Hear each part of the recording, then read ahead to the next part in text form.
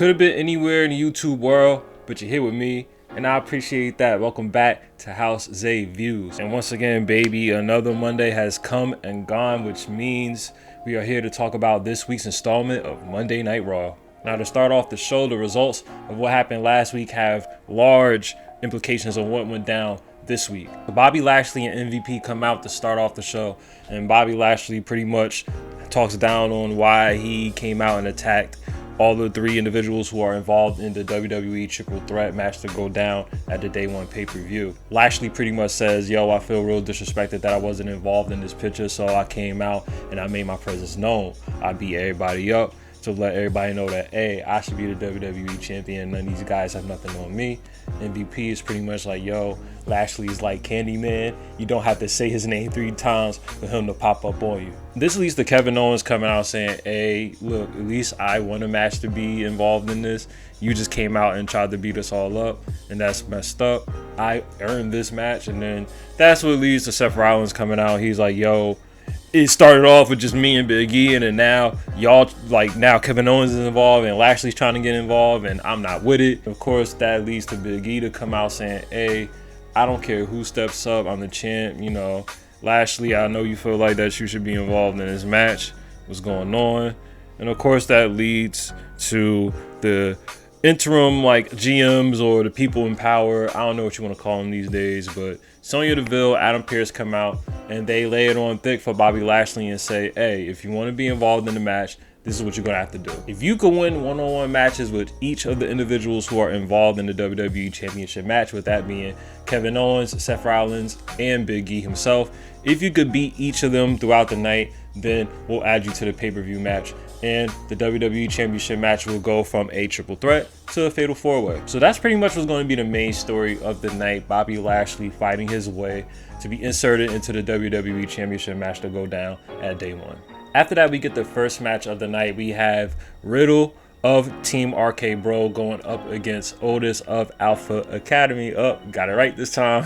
And this match is pretty simple. You know, prior to the match, Randy Orton is talking about Matt Riddle about being focused on the task at hand. Of course, you know, rinse and repeat the same thing every week, Randy Orton being the more serious one and Matt Riddle being the goofy one. So we didn't get a continuation of the RK Bro tournament. It was supposed to be the Mysterios going against the Street Profits, but Montez Ford ended up getting injured in some way, shape, or form, so they knocked off the story of the tournament for now, and it looks like they're going to set up a new rivalry for Team RK Bro in the Alpha Academy. We get a one-on-one match between Matt Riddle and Otis, real clean match, real quick. As Matt Riddle tried to do a dive, Otis would reverse into a pop-up power slam, 1, 2, 3, and Otis would win this match, looking real strong for his team. And it looks like they're gonna set up a match between Alpha Academy and RK Bro, probably going into the Day 1 pay-per-view. Next, we get a one-on-one match when Bianca Belair takes on Doudrop. Once again, we get a continuation of the match that we had last week with them two, with Doudrop getting out of the ring and being counted out after Bianca Belair attempted to do the KOD. But we get a one-on-one match this week, and I thought that we would have got another, you know, something similar to last week where Bianca Belair would attempt to hit the KOD and maybe she would fail in doing so and Doudrop would get the upper hand and Doudrop would get a win. But nah, man, Bianca Belair would take advantage of Doudrop going up on the top rope. It looked like she was about to go for the Vader bomb, but Bianca Belair reversed and she power bombed her from off the top rope, hit a 450 splash for the 1, 2, 3, and Bianca Belair wins clean. She defeats Doudrop. I don't know if they're going to continue this rivalry, but Bianca Belair got her win.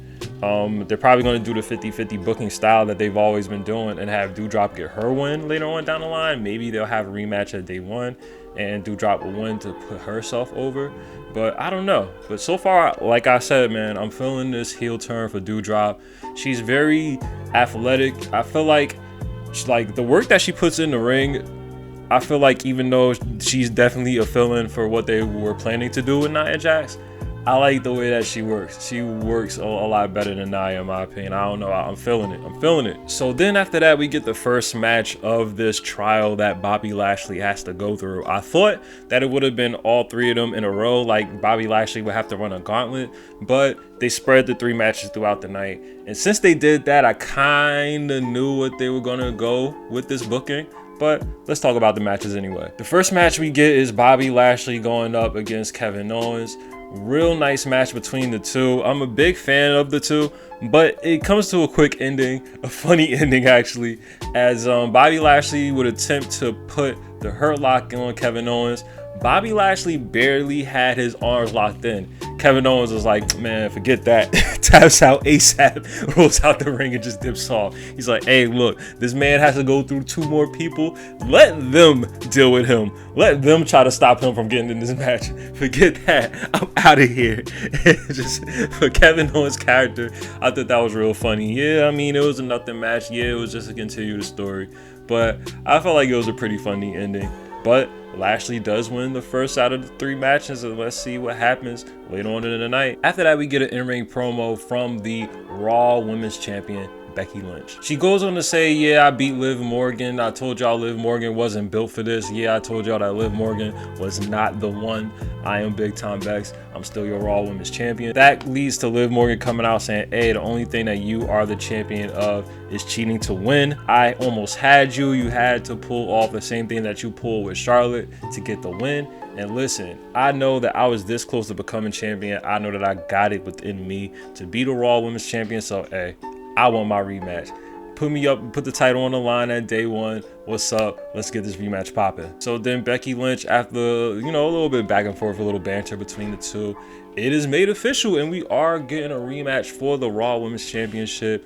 Becky Lynch versus Liv Morgan. I don't know what route they're going to go with this. With it being day 1, with it being the first pay-per-view of the year, I feel like that they're going to have a title change somewhere in that night. I don't know if it's going to be this championship. Next, we get a segment with the new 24/7 champion, Dana Brooke. She's chatting, she's walking with your boy, Reggie, the former champion. He's giving her pointers saying, hey, I kept the 24/7 championship for a minute. I could give you pointers on how to keep the belt for a while.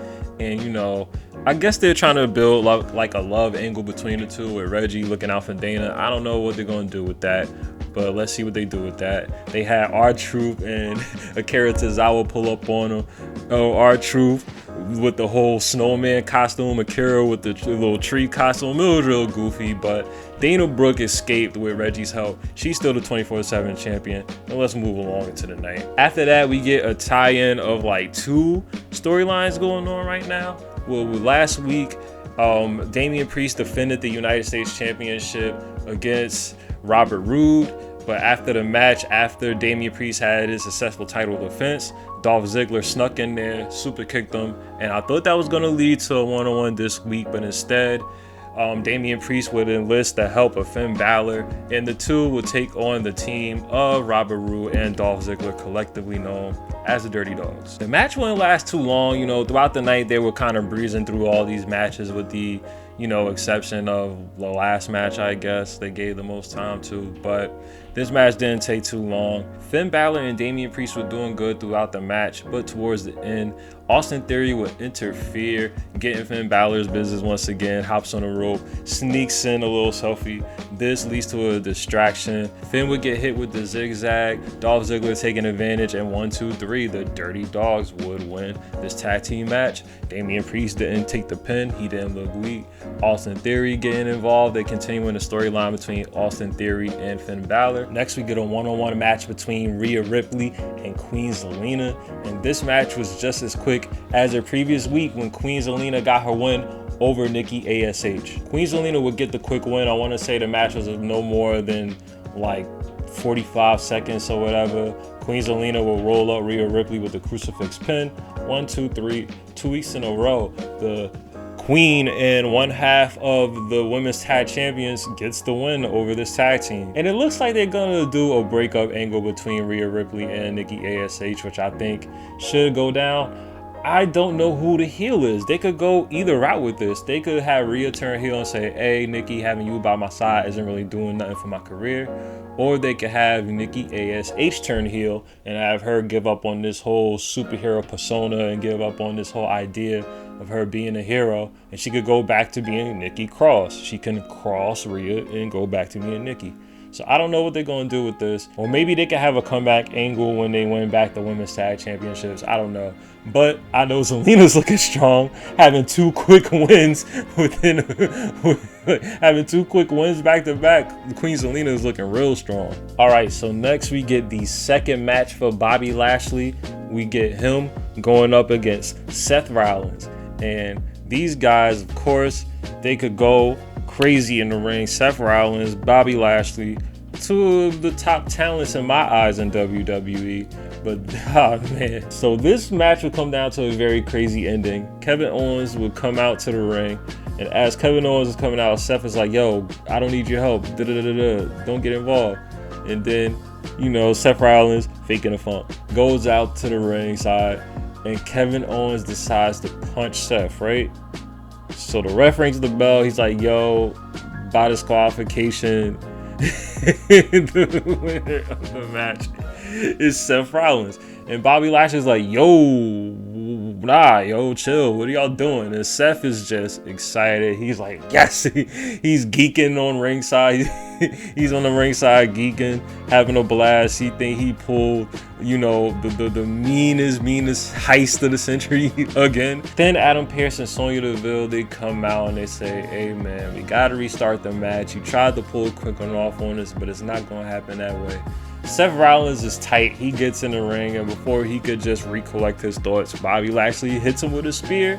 1, 2, 3. Bobby Lashley beats Seth Rollins. And if it's not obvious by now how this night's gonna go, it's obvious what's gonna happen. But with him going through those 2 matches, the first 2 matches in such goofy fashion, it's obvious what's gonna happen. But let's just go on to later on into the night. Let's continue down the card and let's continue to just talk about the night. So after we come back from break, we're met in the ring with Maurice. She's in the ring, and we are having another edition of Miss TV. I thought that we would have had an edition of the Edge's talk show, the Cutting Edge. I thought we would have had, but it turns out we're getting another edition of Miss TV. Maurice introduced the Miz. He comes out and they cut a segment together looking like that the Miz was going to be inducted into the 2022 Hall of Fame. They have a package together with his accomplishments, his title reigns, his successes in the entertainment industry. Very put together, you know, something that a heel would do, put themselves over. I did this, I did that, I deserve this, I deserve that. It was a pretty nice segment, but it made me think, wow, The Miz actually had a good career. He actually had a Hall of Fame-like career. So even though it ain't going down next year, The Miz is more likely going to be inducted in the Hall of Fame in the future. This leads to Edge coming out. Edge once again calling The Miz a prick and this and that and the third. This leads to them having a little scrap. Edge would attempt to spear The Miz, but The Miz would put Maurice in his way, leading to The Miz to get a cheap shot in, kicks Edge in the face, hits him with the skull-crushing finale. So afterwards, The Miz attempts to celebrate in the ring with his wife Maurice, but Maurice just, you know, looks at him like, yo, did you really just try to do that? We're not young anymore. We shouldn't be doing this crazy stuff no more. You shouldn't be getting me involved. I had 2 kids. Like, what's going on with you? And then she just slaps the taste out of The Miz and walks off. I think that, you know, we've seen The Miz and Maurice, you know, act like that they weren't getting along to set people up in the past. So who knows? They're probably about to set up Edge. Maybe this is going to lead to Beth Phoenix getting involved. We're probably going to get a tag match with Edge and Beth Phoenix going up against The Miz and Maurice, but we're probably not going to get that for some time. We got to go through, you know, them having their one-on-one match at day 1. And then we have reached the main event of the night, match number 3 for your boy Bobby Lashley. We get a one-on-one confrontation with him and the WWE champion Big E. Now in the past, when these guys had a one-on-one match, I loved it. This was no different. I love whenever they get these 2 in the ring. For me, it's amazing.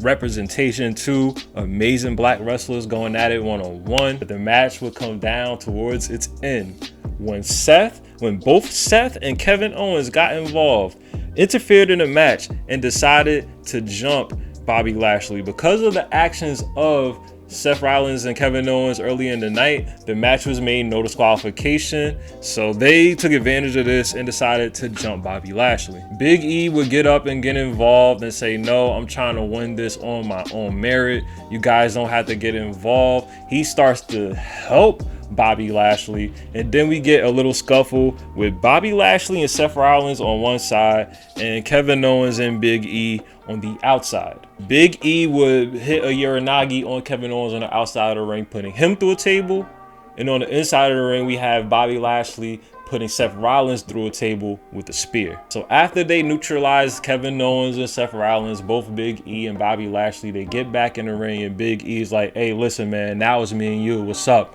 What's up? I want the fade. What's good? And of course, with Big E being distracted, here comes MVP, slides in the ring, hits Big E in the back of the leg with his cane. Bobby Lashley takes advantage, spears Big E.